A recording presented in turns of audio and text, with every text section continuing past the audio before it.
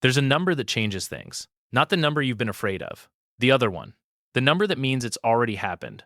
You cross it on a Wednesday in November, not with a dramatic phone call, not with a letter from a collections attorney in a yellow envelope. Just a push notification while you're standing in line at a gas station buying a $2.49 coffee. Account balance, $214. Credit card minimum payment due in 3 days, $430.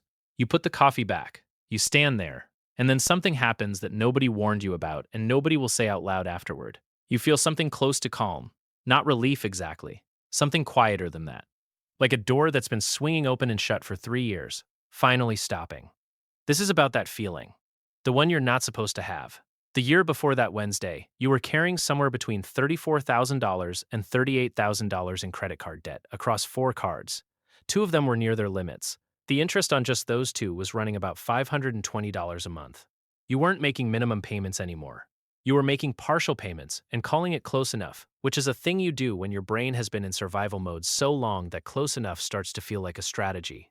Every morning you woke up and the first thought wasn't about the day, it was about the money. A specific, automatic scan. What's in checking? What's due? What can wait 1 more week? You ran that scan before your feet hit the floor. You ran it in the shower.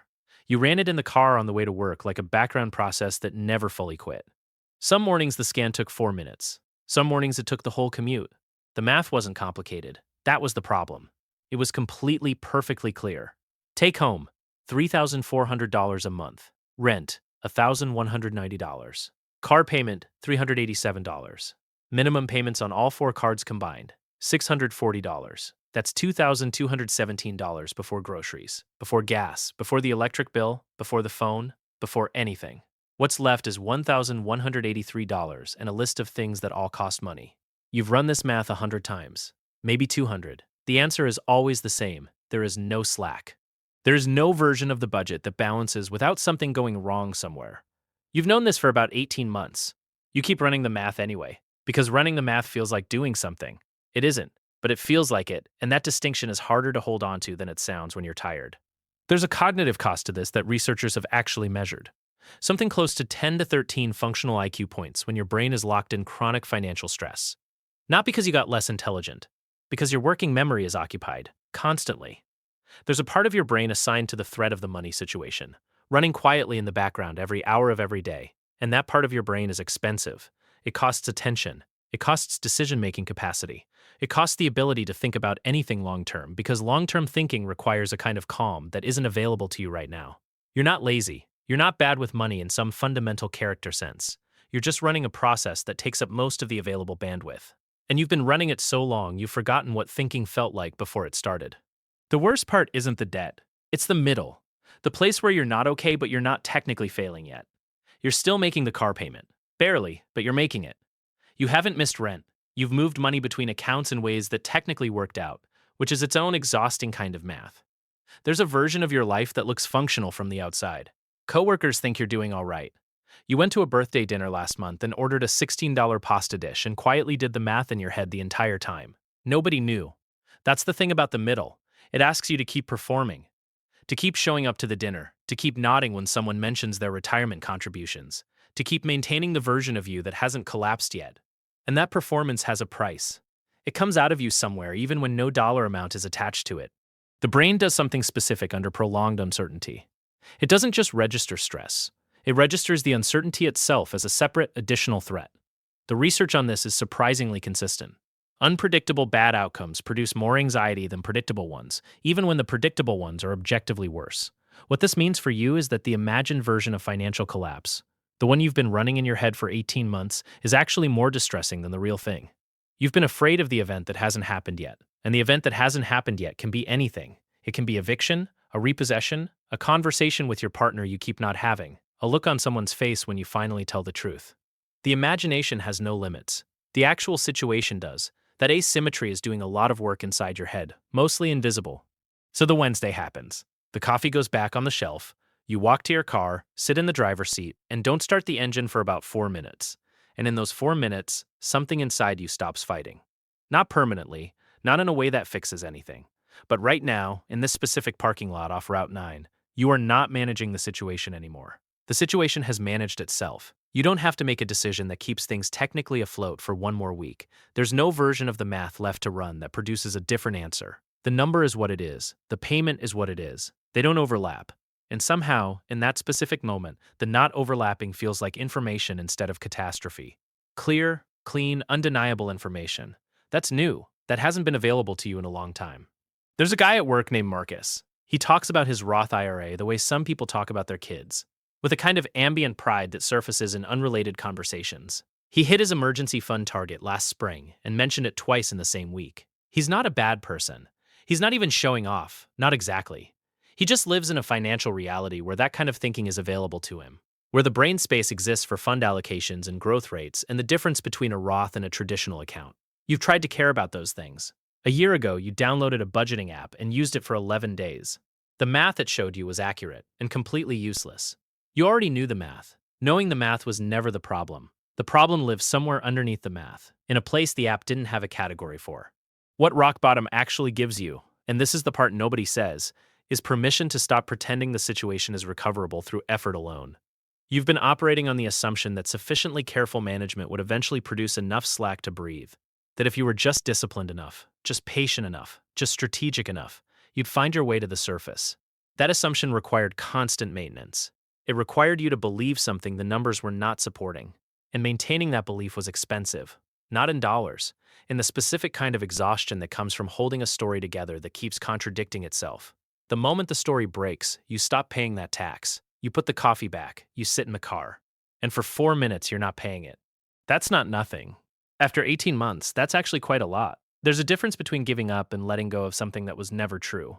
This sounds like therapy language and also happens to be accurate. You were never in control of whether $387 and $640 and $1,190 were going to fit inside $3,400. You didn't create those numbers through personal failure alone. You created them through a sequence of decisions that each made sense at the time and don't make sense together. That happens. It happens to people who aren't stupid, aren't reckless, aren't morally compromised in some fundamental way. It just happens, quietly, across a couple of years, while you're busy showing up and managing and trying. And the relief, when it finally comes, is partly the relief of releasing the belief that you should have prevented it through sheer force of vigilance. That you could have. The vigil is over. Whatever it was guarding against has already arrived.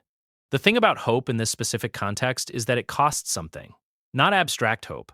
The practical daily variety. The kind where you think maybe this month is different. Maybe something shifts. Maybe there's an angle you haven't considered. That kind of hope requires you to stay oriented toward a future that keeps not arriving. And sustaining it, month after month, while the numbers stay the same or inch slightly worse, is a form of work that doesn't appear anywhere in the budget. It's there at 11 p.m. on a Sunday, when you open the banking app even though you already know what's there. It's there in the 5-second pause before the account loads. That pause has a weight. You've been lifting it every single day. Putting it down doesn't feel like quitting. It feels like recognizing how heavy it was. You call your sister on a Thursday night, 2 days after the gas station. You don't tell her the whole thing. You tell her a version of it. You say things are tight right now, which is the phrase you've been using for about a year. Accurate. Just leaves out the specific number and the 4 minutes in the parking lot. She says she's sorry, she's been there, it gets better. You believe her. You also notice that believing her doesn't change the number. You get off the phone and sit with the quiet for a while. The quiet is different now. Less like holding your breath. More like having finally exhaled. Still $214. Still $430 due in a day and a half. Still the same debt and the same 4 accounts with the same interest rates. But the texture of it is different. It's just sitting there instead of threatening. What changes isn't the situation. The situation is completely unchanged. The $34,000 is still there. The interest accrues tonight just like it did last night. The car payment comes out automatically on the 15th regardless of what happened on Wednesday. Nothing about the gas station moment fixed any of that. What changes is the relationship to it. Before, you were in a state of constant negotiation with a future version of events that hadn't happened yet. Every small financial decision carried the weight of its potential contribution to the eventual collapse. Now the collapse is just the current situation. It has a shape. It has specific numbers attached to specific accounts. It doesn't expand based on what you imagine. It doesn't contract based on how carefully you manage. It just sits there, fully itself. $430 due. $214 available, completely legible for the first time. This isn't an endorsement of financial collapse. That needs to be said clearly. Losing is worse than not losing. The $520 a month in interest quietly consuming what amounts to a second car payment every month while you're just trying to cover rent. is not some neutral feature of the world. It's a structure designed to keep you exactly here, treading water, slightly under, never quite failing enough to get help, and never quite stable enough to breathe. None of that changes. What changes is something smaller and stranger, because there were two weights. The actual debt, real and measurable, which will require actual steps to address. And the second weight, the one built out of anticipation, out of dread, out of the constant daily effort of almost managing and performing stability, and scanning for threats, and running the math, and running it again. The second weight was the heavier one. You left it in a gas station parking lot on a Wednesday in November. You drive home. You don't fix anything that night. You look up debt consolidation for about 20 minutes and close the laptop. You eat something. You sleep better than you have in 6 months, which is the strangest part of all of this, the thing you couldn't have predicted and still can't fully explain. The $214 is still there in the morning. Nothing has moved. Nothing is better. But you wake up and the first thought isn't the scan. It's just the morning. Thin November light coming through the window. Coffee made at home. The situation still sitting on the other side of the day. Exactly as bad as it was the day before. Not worse. Not performing anymore. Not threatening some imagined future version of disaster. Just there. Real. Yours. Something you're finally going to have to actually deal with.